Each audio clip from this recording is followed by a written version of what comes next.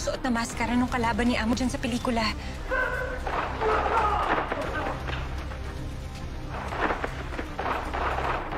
Oh, anong meron dyan sa mga maskara? Ganyan-ganyan yung suot ng mga maskara ng mga hold-upper sa bangko. Ano?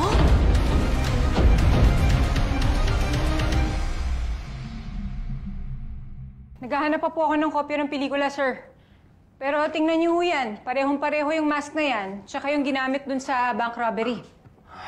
Enriquez, most likely napanood ng mga bank robbers ang pelikulang ito, kaya na-inspire sila na gamitin ang mask na yan.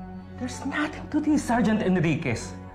Bakit? Sa tingin mo ba may kinalaman si Victor Santiago sa nangyaring bank robbery?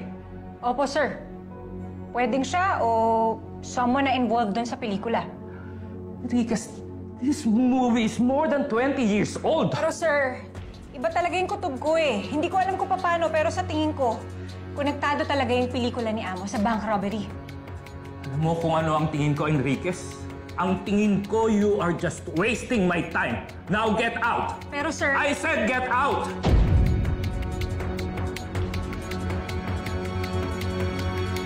Noble, akala ko nung lumipat ako dito sa Station 12, makakasama na ako sa investigation ng San Isidro Bank Robbery. Hindi sila naniniwala sa teorya ko eh. Siguro naman, pagka napanood nila to, maniniwala na ang investigation group sa akin ngayon. Enriquez, maniniwala lang kami sa'yo kung aamin ka na naging tayo. Ma'am, next mo si Lieutenant Garcia. Sa isip niya.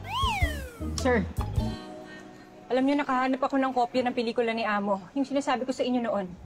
Bukod dun sa maskara, parehong-pareho yung dialogue ng hold-upper. Well, Enriquez, nakapag-follow up na kami dyan sa lead mo. Nasa Bisaya si Amo na mangyari ang hold-upan, kaya wala siya sa suspect list namin. Eh, inalam niyo man lang ba kung nasa na ngayon yung maskara? Teka lang, Enriquez. Kami ba tinuturoan mo kung paano namin gawin yung trabaho namin? Paano kapag naging tayo ulit? Ano, ikaw na lang magdidesisyon lahat? Kung saan papasok yung bata, anong kulay ng rep? Aandarin mo na naman ba ako? Nagtatanong lang ako, sir.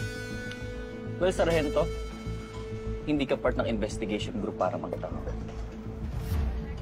Pero, kung gusto mong maging girlfriend ng leader ng investigation group, eh pwede naman natin pag-usapan.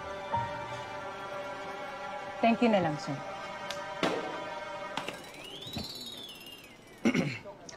Talagang ganyan yan. Mahihain. Pero crush ako niyan.